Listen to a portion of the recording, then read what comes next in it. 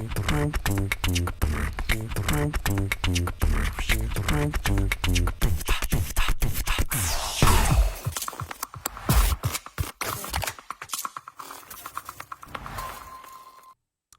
know in a recent press release, the White House announced that President Joe Biden and First Lady Jill Biden will host Kenya's President Ruto and First Lady Rachel on a state visit on the 23rd of May this year.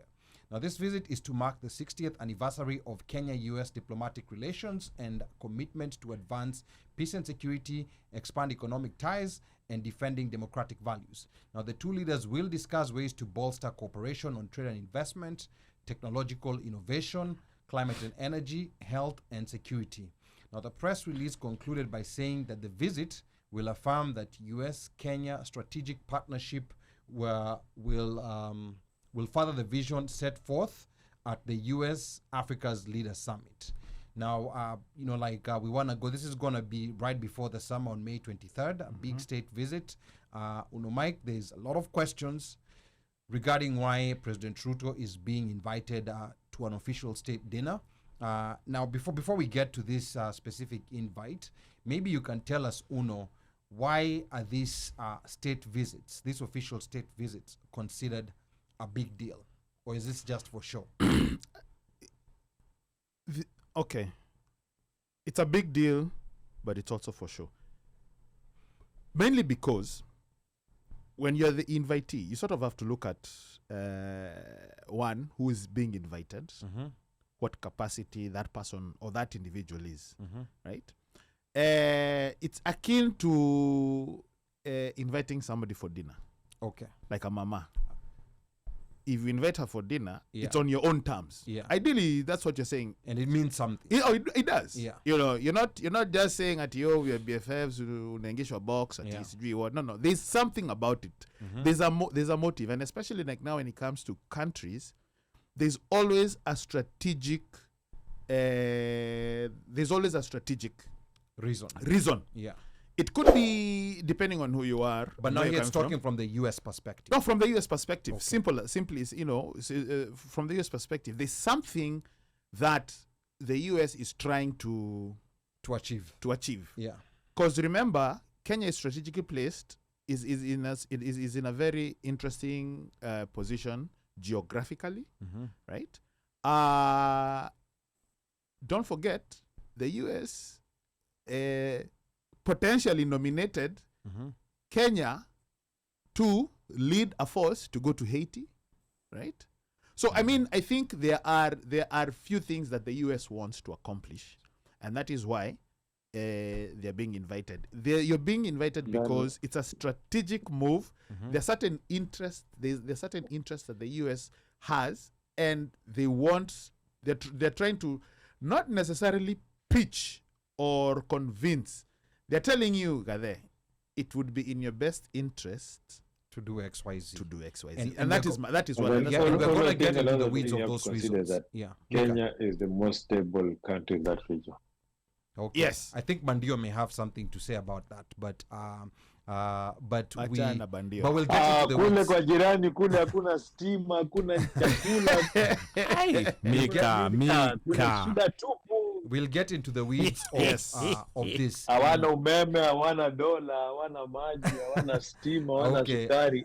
You know Bandio is tuned in, so he might have something to say. But they don't have sugar at Kagera? But now, Mike, yes. The White House state dinner, is this okay? Because it came on the news, and people are wondering, why is Ruto being invited to a state dinner? Because there's a lot of things happening in Kenya. But have we had something like this before with previous presidents, or is this something new to Kenya? No, you've had UK has been invited. President Kenyatta, Uhuru Kenyatta, during Trump, Trump's career. MO1. I believe it was Bush or MO1. I think it might have been Ronald Reagan. Ronald Reagan. Yeah. Okay. And Kibaki. And Mwai Kibaki. Yes. Yeah. So and the interesting thing is, we know they. So basically, all our presidents, or except. Do you remember? Except number one. I don't know. Number one, he never used to travel. Number one never used to travel. He didn't get on a plane. Yeah. In fact, he did not get on planes. The only part you're gonna see maybe Jomo out of Kenya is maybe in Ethiopia. You know, like he never used to travel, or maybe And Tanzania. how did he get? He went by road? I don't know how he got there. It's almost like He used to go to Mombasa by road. correct. He used yes. to go to Mombasa by road. Correct. Yes, Yeah. but I don't remember ever seeing him And getting off a plane. And you know, I think during those days, presidents were very Unajua- fearful of being Unajua overthrown. Moyo ulimuona, Yeah. wengine wetu hatukuwahi muona. Mi nilimwona hata kama amenini. I even went to see him lying in state. Wow. Oh, okay. ulimwimbia State House. Nilienda state house. I saw him lying in state. Oh wow, yeah. So, No, in fact, the wala rest of us were not. I in snuck. existence. Ulimwimbia ama kumwimbia? No, sikumwimbia. I was not part of Tawala Kenyatta. Yeah. And Apa Ndunge is asking, how do I get invited to this state dinner? Please stay tuned to find out how you can get invited to this state dinner. So back to our former president. So Yes. we've had M1, Kibaki, and Uhunye. yeah. They have been invited. Now, I can't speak for M1, but I think what we had with Uhunye, there were some few things that were going on. Yeah.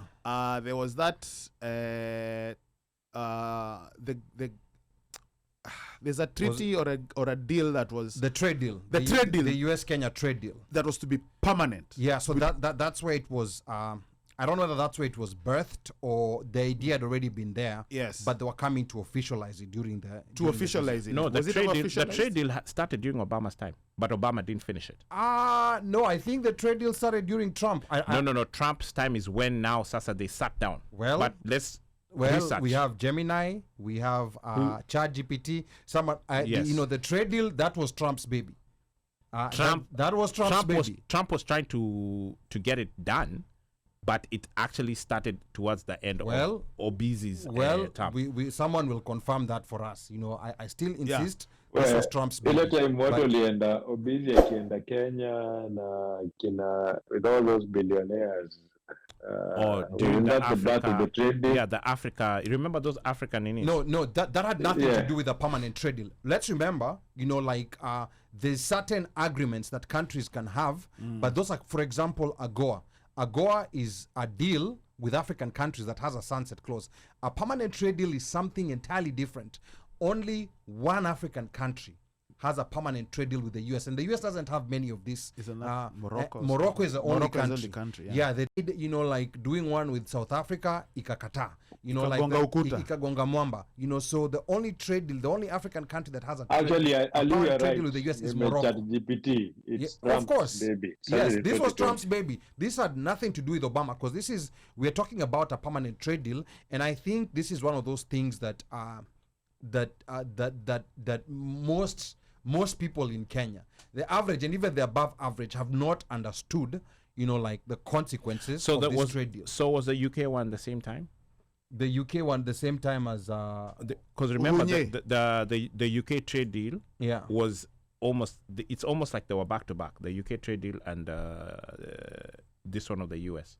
What But do you Kenya, mean? okay, so the Oh, same, the UK. You're talking about the UK one, The yes. UK trade deal. Yes. I think this The British. came after Brexit.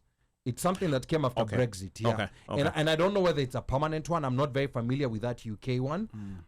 It came after Brexit. And that one still, they haven't moved on it, right? Yeah. It's they are still in the same WhatsApp group with this one, but this one seems to be Yes. moving.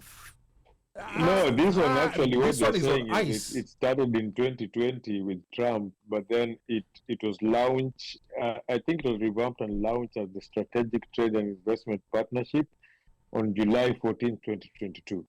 So this trade deal, this was Trump's baby. You know, okay. like Okay. let's Yeah. So that was one of the main reasons why UK, where Uhuru Kenyatta, that is, was being lured, you know, like into and brought to a state dinner and everything. So we also had, I think, Mwai Kibaki's trip to the US. I think it was in 2003. I was fresh, you know, off the boat, you know, like from Kenya at that time, and I think that's just when he had become President, yes, because Yeah. he was sworn in that November 2002. Yes, No, he was yeah, sworn yeah. in. He was sworn in No. Could have been November. He So the went in election, the election December. was on the It last must have been in November. January. The election was on the last day of December. Yes, it must have been in January. It was in January Yes. when he was sworn in Yes. 2003.